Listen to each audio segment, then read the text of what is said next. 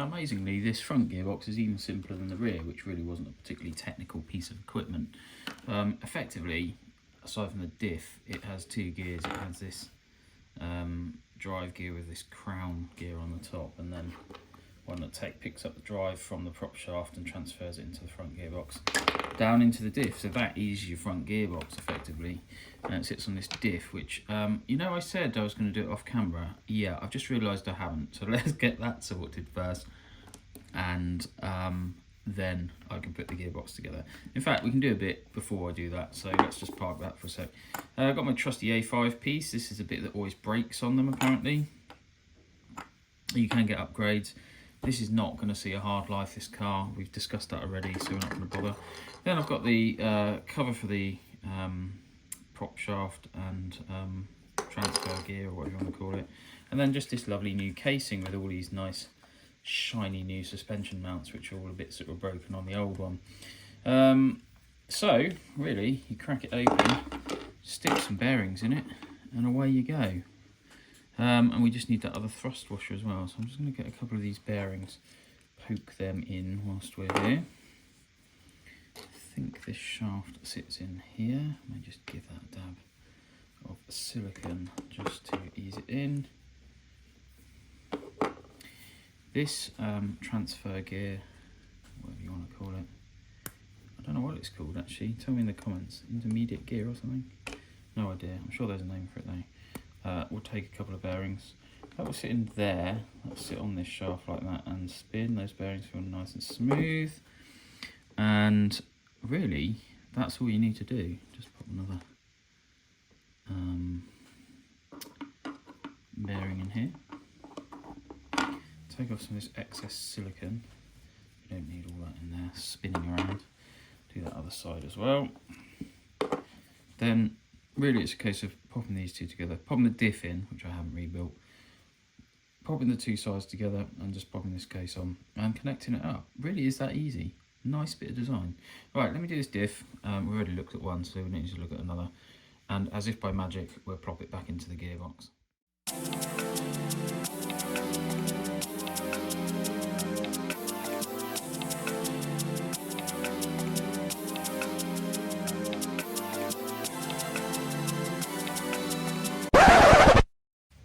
I can put this back together now, pop this side on, and it will leave that one on show, he says famously.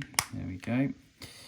Now I'm going to consult the instructions on this because I need to know which size screws go where, and we're going to then put together this piece here, which is where we put the thrust washer in, and that transfers the drive, rather the prop shaft transfers the drive into the gearbox there.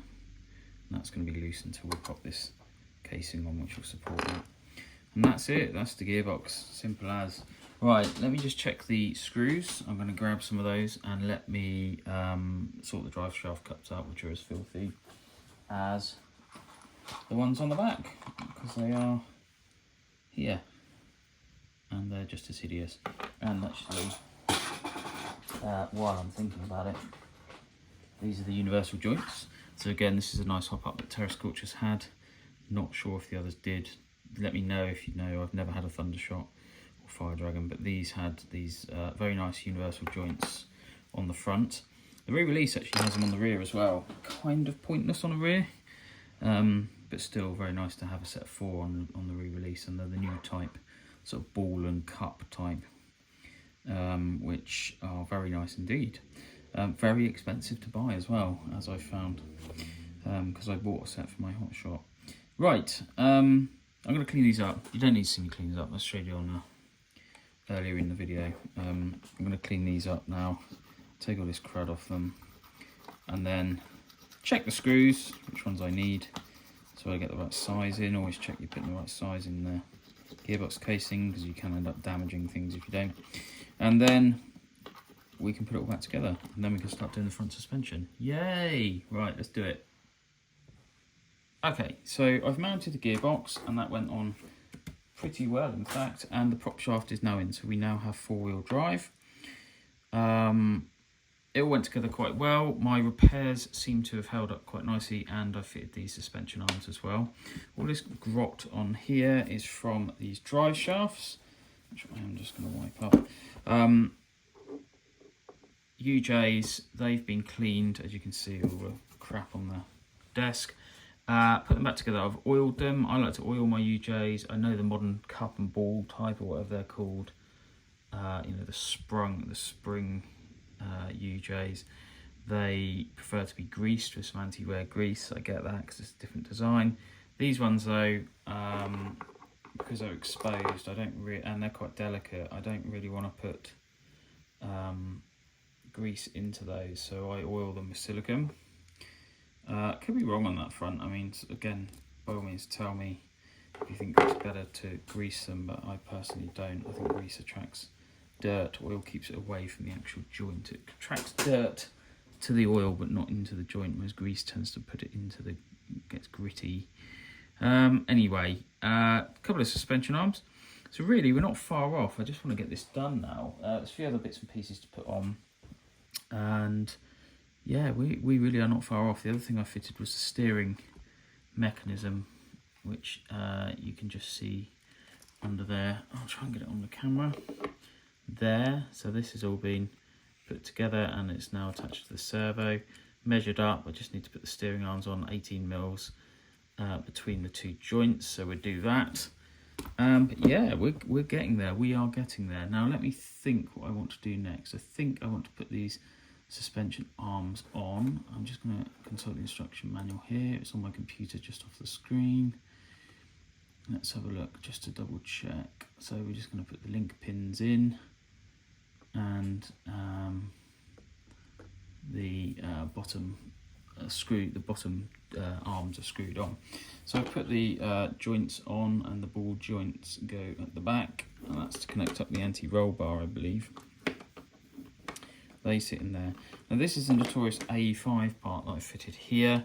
This is the bit that's prone to breaking, like I said earlier. I'm not going to bother replacing them on this one because I don't think it needs to be replaced. It's not going to lead a tough life. If I was racing or, you know, doing something pretty full on, then yeah, I would probably put the modified A5 piece on. And interestingly, just while I look for this bowl of bits for these link pins, do you remember I saw this bit at the start and I said, actually I thought this was someone drilled a hole in one place. This is a homemade piece and it's really quite good actually. It's pretty impressive. It's like an A5 brace that goes on there. I'm not going to bother putting it on because I don't think it needs it, and it's pretty knackered. But cool little piece. Whoever made that, good work. Really good work. If I'm going to upgrade this one, I will just stick a modified, machined A5 piece on it. Right, I'm just finding these bottom link pins or screws. They're still a little bit grubby, bit of corrosion on them still, but the actual pins are quite nice. And then we have the top link pins are these ones with those difficult little E-clips, which I think are in here somewhere. I think that's all we need for now. So let's go ahead and try and fit some of these bits. I think I'm going to fit the hubs to the arms first, and that does mean finding those annoying E-clips, sorry. And they just sit in there like that. But what I like to do, as always, and we look at my Super Sabre in another video that I bought secondhand, I've sort of partially done some work on. The suspension joints on it are all worn out because it was just running sand or dirt and never really cleaned properly. I just put a small amount on and I just try and encourage a bit into that hole there. It's just like a little smooth surface layer. Again, it's debatable whether it collects grit. Just for the record, this car probably won't see much grit. It will just be run on, it won't ever be really run off-road or in anger. It'll just have a nice little leisurely sort of cruise around really. I have got my other one for that purpose if I want to get serious with one of these.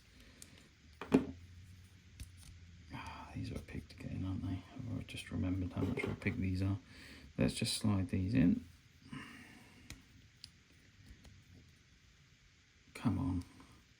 You know you want to go in. There we go. Right, that one's in. Just take that excess grease off there. Just want the tiniest bit just to allow it to make contact with the two surfaces, and because they're quite tight in there, I don't anticipate much grease being able to actually get into that part of the suspension. Now I've got to find an impossibly small E-clip, one of them which is here in my bowl, which I'm just doing off camera. It's a bit grotty. These bits didn't clean up well when I cleaned all the screws, so I'm just going to give it a quick seeing to with some very fine emery paper. That's a lot better. And then people always moan about putting these on, but they're actually not that difficult. I'll say that, I'll probably ping this one across the room. What I tend to use is just a small screwdriver, and then I just tend to put my thumb near it just in case it decides to make a bid for freedom. But they just go on very easily like that. Clean any excess grot off there. And there you go, there's one in. Not bad. And then the other one, I've famously got to find the other E-clip, which should be in my little bowl of bits here. Say that, they're not easy to find. There it is. And once again, I'm just going to take the bottom arm, just going to whack a bit of grease on there, very fine layer of grease on there, and a fine layer of grease on the link pin, because these have a propensity to wear again in the plastic. Then we're going to take this bit. I don't know why I've put the dry shafts in already, it's not necessary.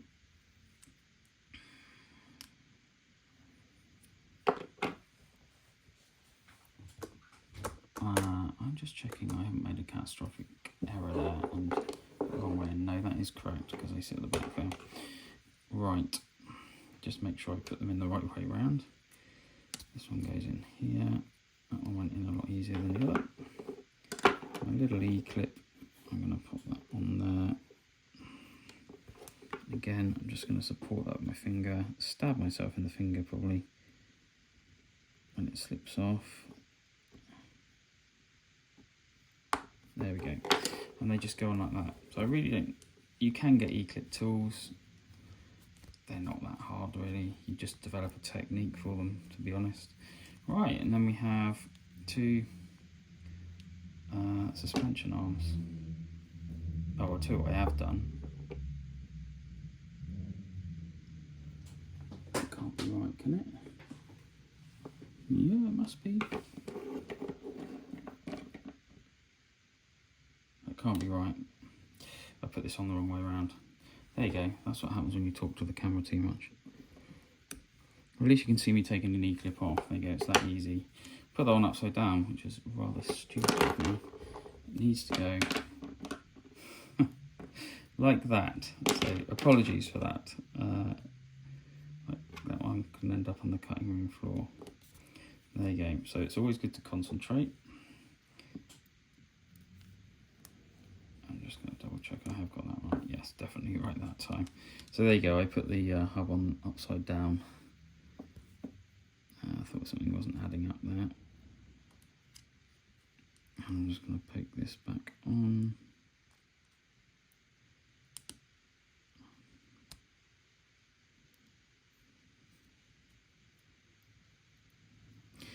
Got a magnetic screwdriver which is not helping. Come on you go. So there's me saying they're easier, and that one put up a bit of a fight there.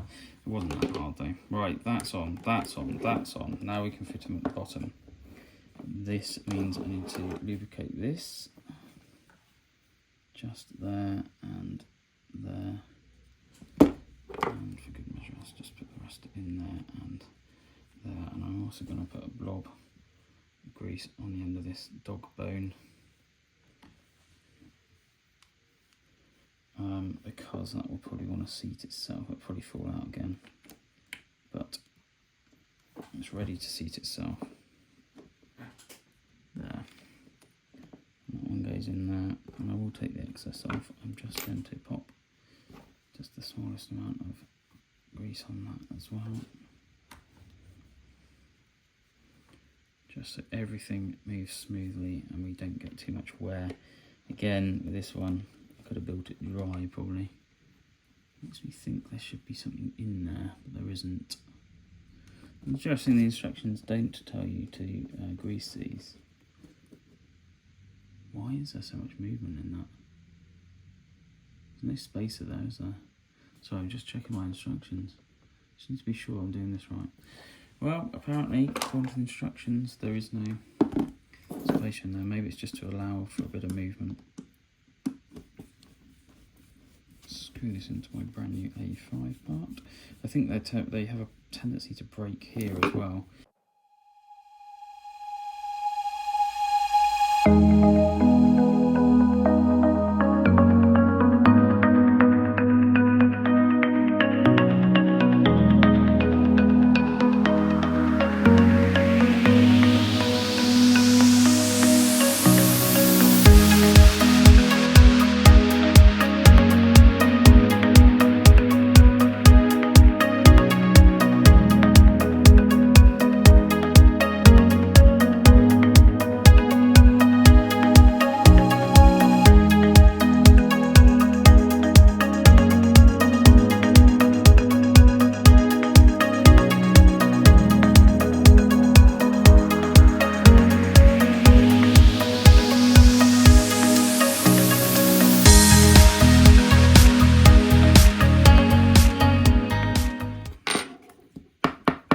Nice, feels good.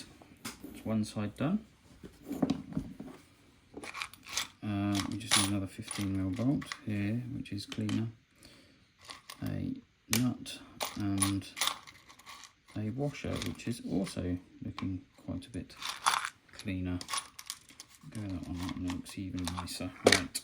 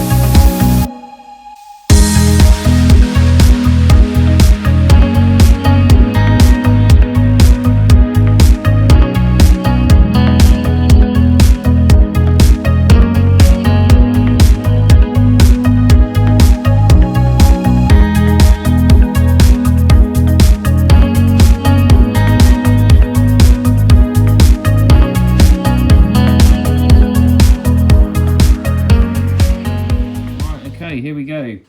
Got the suspension. I rebuilt the shocks ages ago, and it's just a case of putting the brass bushings in, which I will put a little bit of grease on. Again, it's just little steps like that that I believe help keep these a bit healthier. And we have a nut on the other side. Really overkill on these bolts, 27mm bolts, and loads of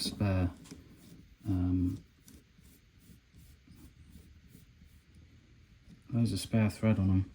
Now the bottom, the instructions will tell me to pop it on the outside mounting hole, which again I will go with because I always set mine to sort of standard Tamiya spec and then look to change it later. I've forgotten the spacer. The bottom has a spacer that goes there, little black spacer.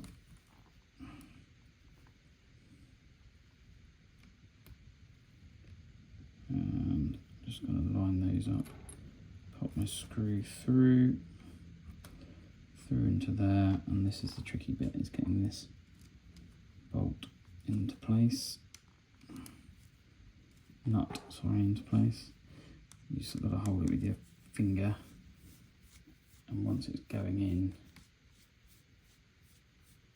once it's on, it will grip and take, because they have a little grip pattern on the back there. That's one, and that's feeling very nice indeed. And the other, pop a bit of grease on the bushing, give it a little spin round, overkill bolt in the top, 27 mils.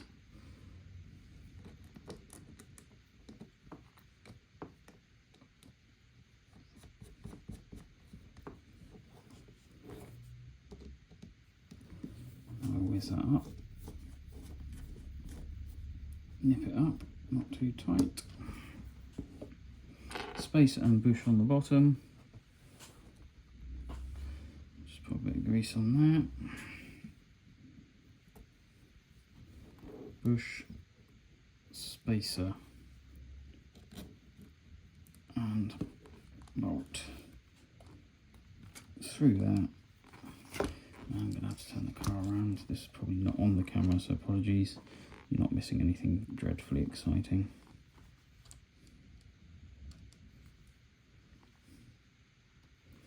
Pop that bolt into position. I'm just going to spin that up, and we should have two working front shock absorbers.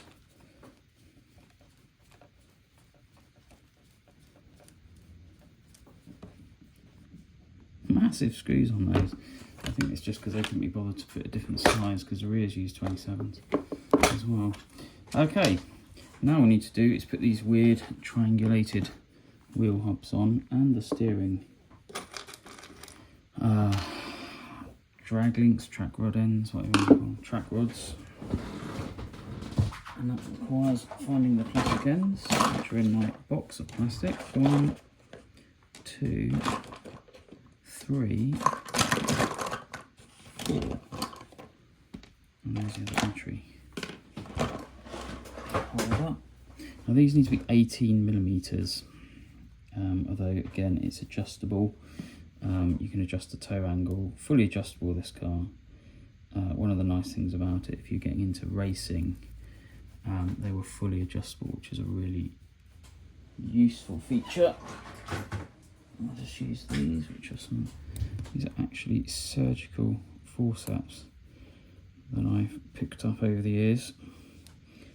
They're actually disposable ones, they get chucked away after surgery. But a lot of the time they don't get used, so they sit in a pack and then don't get used and get chucked away anyway, which is just dreadfully wasteful because they haven't even been used. So I used to pick up the unused ones. Right, I think we need to zero that. Right, here we go. Let's see what we got here. Oh, that was a. Do you know what? That was a good guess. That was an excellent guess. That was 17.5. So just need to come out probably one turn each side. Not a bad guess at all. That 18.1. Half a turn. I make that 18mm. So there we go, there's one steering rod done. Track rod, sorry. And here is the other. So these are nice because they're quite gentle. They don't mark the metal and they grip well. They don't damage the threads, but they grip well. They're quite springy and they're really designed to, I don't know, clamp skin or something. I'm not a surgeon. Although I have worked in operating theatres over the years, there you go, interesting fact about me. I have been in many an operation before, not as a patient, as a member of staff. So let's just see if I can guess this accurately again. I think I might be a bit over here, being cautious. 17, oh look at that. Look at that. 17.99, I call that 18 mils. That's absolutely bang on. So my eye is getting in for these things. So that's the steering tie rods done, track rods. Just going to pop these hubs on as well. We just need the little pin to pop in here, which goes through like that. And then pop those on like that. This is getting very exciting. We are nearly at the point this car is done. It can have its reveal and beauty shots, or whatever it is they call them. I've managed to lose one of the hubs. There it is. So let's just pop that on there. Steering rod, tie rods. I'll just do this off camera because I'm going to have to be a bit manhandly with it. One.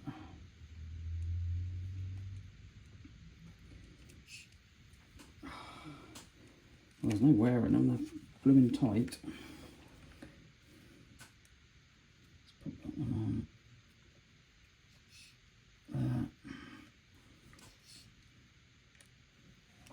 There we go. And then one on here. What have I just lost? Oh, I lost my pin out of it because that hub hasn't stayed on. Okay, I found my errant pin and I put the steering rods on. Seems to be quite a lot of toe in actually as standard on these, so we shall see how it drives.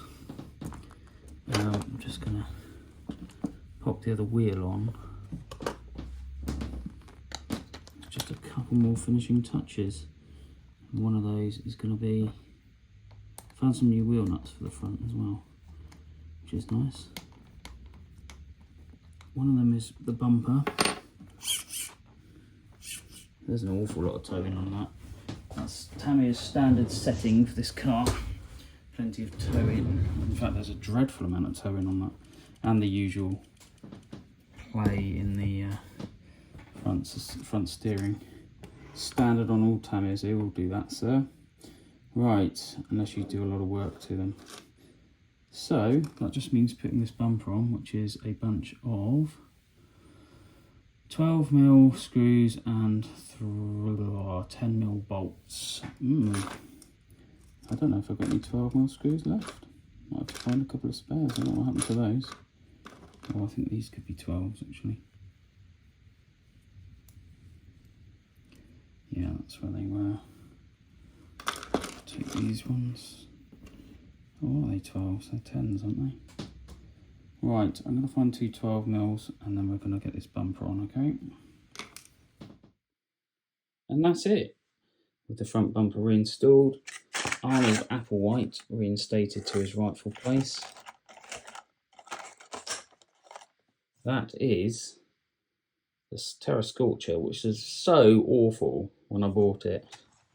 Absolutely ruined, complete. Yeah, I'm so pleased with how this one has turned out. It just looks fantastic. And I'm so pleased that it's come back to life.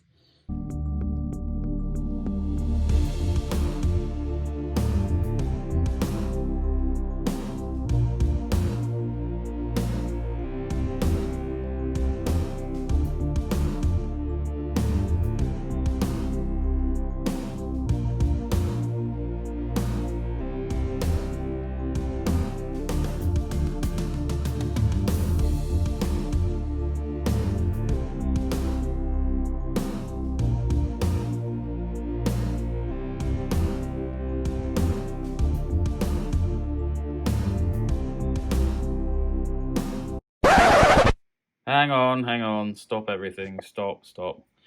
There's a problem, and it's this.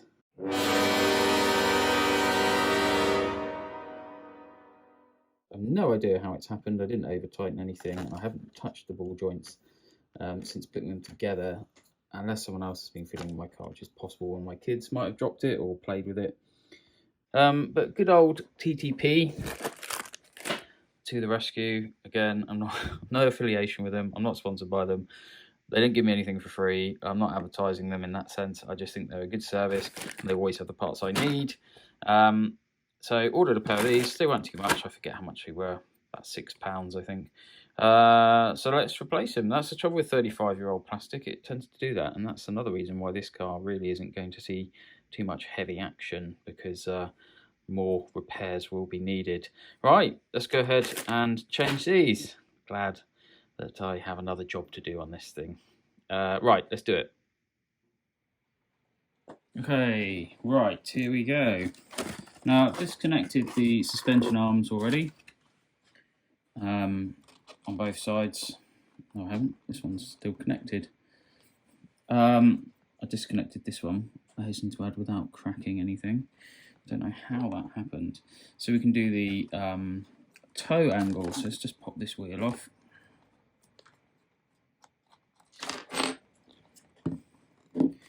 Hub needs to come off, and we just need a screwdriver for that, which I have left lying around. Okay, so we're just going to pop this off.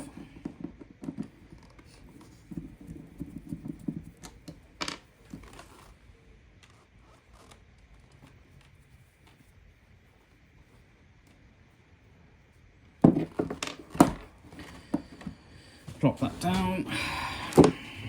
Off this comes. Remove the UJ, and it can just rest in its cup. Disconnect the ball joint. Take this ball connector off because I'm going to need it. Like so, and then we can see the damage here. So this is where it's cracked. I have no idea how I didn't notice that. It went together so well. Just got to pop the bearings out of this as well. Carefully pop the bearings out, which means I need my slightly smaller screwdriver.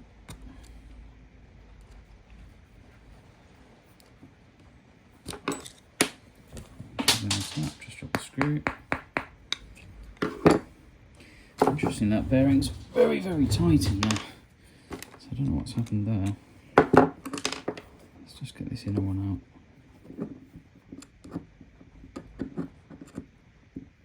without damaging it. There's one, and then we can plop the outer one out using a slightly larger driver, and just a gentle tap should see it pop out. That's for the bin. No point in keeping it now it's broken. And parts like that, they never ever ever repair, so don't even think you can repair them. Don't bother aralditing them or resin or super glue or anything like that. It's just too brittle, too fragile, and that part of the car is just too stressed really to accept a where are my snips? To accept a repair. In my opinion, go for it if you want to try, but I really don't think you will see any success unless it's just a shelf model that's never going to get run. It really isn't worth, like I said, wasting your time trying to repair them, because I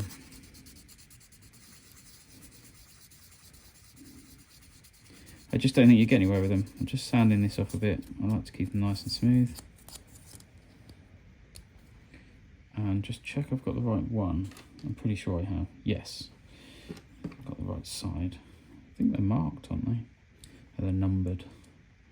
So you use the instructions. I'm just going to stick this ball joint in, this ball connector into the replacement part. And they're always a little tricky to go in first time. Try and get them in straight as you can. And just try and get that thread to take.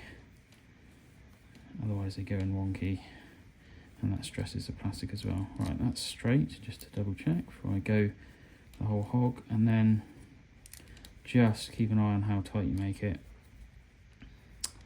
because again, over tightening is what breaks these things. I'd say that's tight enough, very lightly nipped up. I'm going to pop my ball race back in, my ball bearings, whatever you want to call them.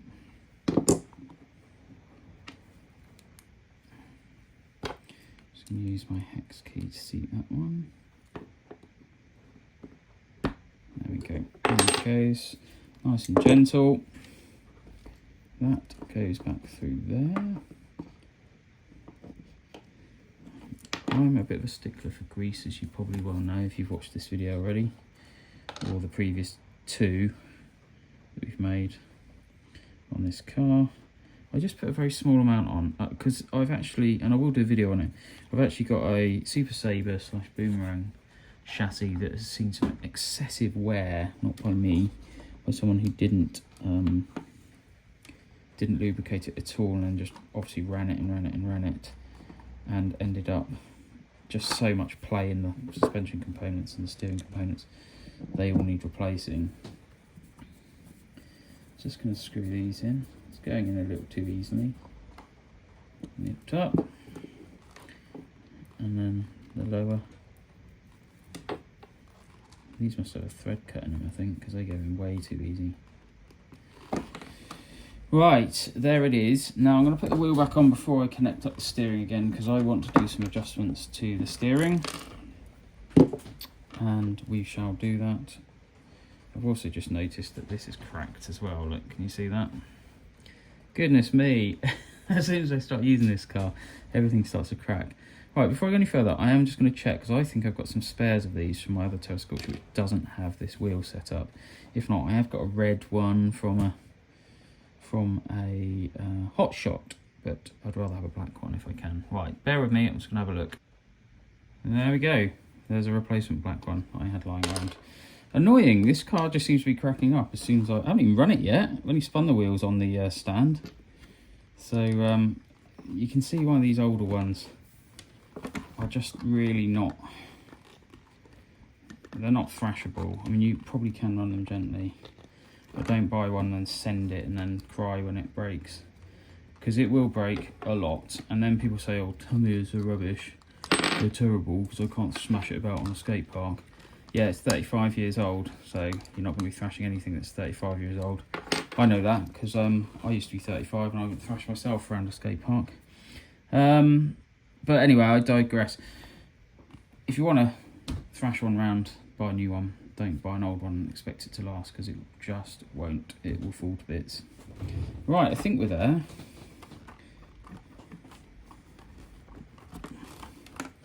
There we go. Right, and I want to get this toe angle right. Now I know you can use setup bits and pieces for these, and I might do the camber angles as well. I have got a tool which I'll just grab.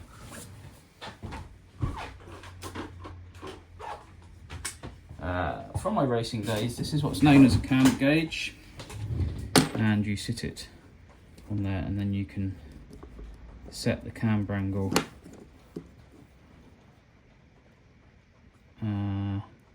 just so. Right, anyway, let's do these, and I'm just going to do, it's going to be a bit of trial and error. You probably don't want to see it, but when I first built it, the toe angle was something crazy like that, which you probably can't see on the video, but to exaggerate it, it was sitting a bit like that. And whilst a bit of towing is useful, I would say it needs to look a bit more like that. But I will do a bit of measuring and try and sort it out. And the way you measure it, I just use digital calipers. Measure these steering arms just so I can get them accurate both sides, so we can match it up. If it's crap, you reset it back to the Tamiya factory setting, TFS, and try again. But I'm going to set out fairly neutral, so, and then go from there. But yeah, I'll just do that off camera because it's a bit boring. And also, actually, whilst I'm here, just thinking about it, I just noticed him. I don't think I ever showed you Arnold. His eyes are pretty terrible, but I did do a better job on his crash helmet. A bit of black detailing underneath and all around, and he's got a like a brown sort of fireproof Nomex mask on there, which you can't really see on the camera, but that was originally on there. I've left it as is. When I do mine on the other one, I did it white, because it just stands out a bit more. But hey ho, he looks better. You're hardly going to see him inside the shell anyway. So yeah, right, I'm going to do this toe, and then it should be runnable. But as you can possibly hear in the background, it is raining. So I won't be running the car today, sadly. But hey ho, let's do it. Okay, so that's done. These are all looking fine. Quite far out, and you get what's called bump steer with these. So try and dial a bit of that out. I'll try and set it up to account for the bump steer. You can see the toe angle changes as you bump down. You get a lot of toe out as you bump down.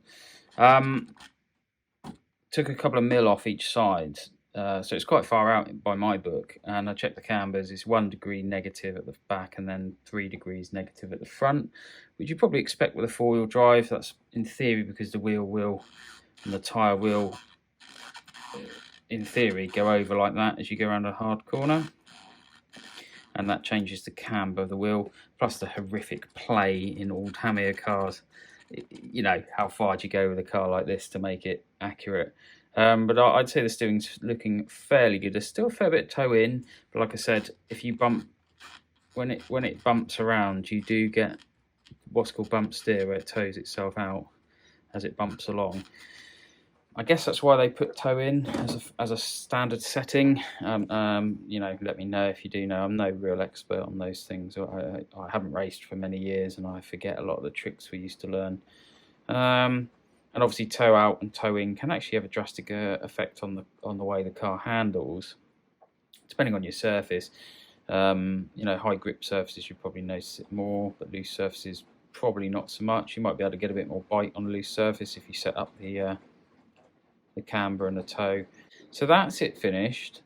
After my slightly false start, the rain is pouring down. You might even be able to hear it. It's raining so hard at the moment. It's apparently due to get a month's worth of rainfall in 24 hours here today. So there is absolutely no way this car is setting foot outside or setting wheel outside. So I'm going to have to make a running video, I think, of the Terra Scorcher instead of just tacking it onto the end of this one, which is fine. When I get a nice day, I'll reluctantly rope one of my kids in to maybe helping me film it, and we'll take it down to a nice quiet patch of land, and we'll give the car a good run.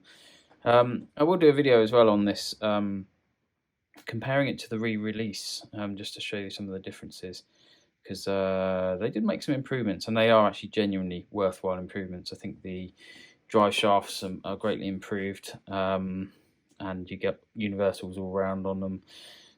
Motor mounts now are a CNC machined part rather than a piece of steel. It's a piece of aluminium, and the turn buckles on here are far easier to adjust. So they actually have a shaped. They have a nut type arrangement in the middle, so you can just pop a spanner on and actually tow it, or do your toe angles and camber and suspension angles without having to disconnect those ball joints all the time,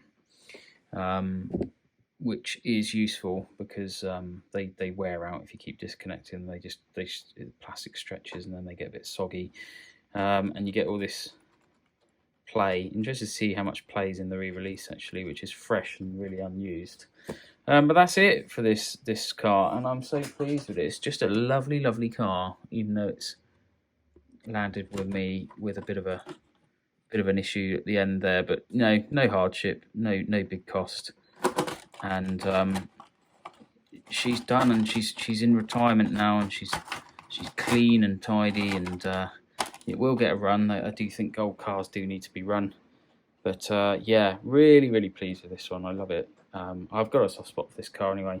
If you haven't got a Terra Scorcher in your collection, I mean, really should consider trying to find one, track one down. I would obviously go for a re-release if you want to run it.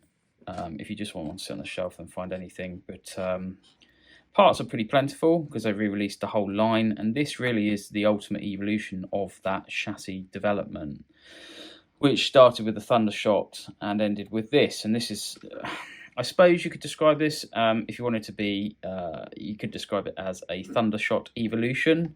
It's got all the hop-up part, and they surprise people, these do. They will keep a lot of cars honest if you set them up well and get a pokey motor and speed controller setup in there. Decent tyres, they really perform exceptionally well straight out the box. They've got all the hop-up parts you need. You could put the what are they called, fluorine shocks on there, you know, the fluorine coated shocks, fluoride, well, I don't know what they're called, fluorine shocks, aren't they? If you wanted to upgrade it, but to be honest, these CVAs are pretty good. Uprate the springs, and you know, they're very adjustable, so if you know what you're doing, you can really get them to perform well. I raced one for years with reasonably good success, I will say that. Or you could get one of the other ones, the Thundershock with the monoshock front end, or the Fire Dragon, which is pretty much the same as this but without some of the hop-up parts. And the Thunder Dragon, I want to call it, which is a relatively ugly version of this, a bit like the Fire Dragon, but also cheaper because it's ugly. You can usually find them cheaper. You might struggle to find a Terra Scorcher now. It was re-released around about 3 or 4 years ago. You may find some old stock knocking about, but I think most of them sold up pretty quick. And one last thing, if you're going to buy one of these, don't paint it blue. They look rubbish in blue. Come on, paint it a decent colour. This is such a... I mean, this one looks fine because it's original, but it's such a nasty colour they came in. It just makes it look really drab. New wheels, decent colour, and you're in business. And as I said, I will do a video comparing the two. I haven't actually painted my new one yet, and I've got an idea for that, so I need to go ahead and do that. But all that really remains for me to say is thank you so much for watching. As always, do like, do comment, do subscribe. I love hearing comments about this, these videos, and this car, and anything else. And we'll move on to the next one. I've got so many to do. I will do some more videos around my collection, and if you see anything you like, do get in touch and tell me, and we'll make a video and we'll look at it in more detail. So yeah, I will do a running video. It needs to stop raining, it needs to dry out, and then we'll take this out and see how it performs, and have some fun with it. Gentle fun, because I don't want to break it, because it took a long time to get it looking good. But yeah, so pleased with this one. Thanks so much for watching, guys, and I will see you on the next one. Ta-da.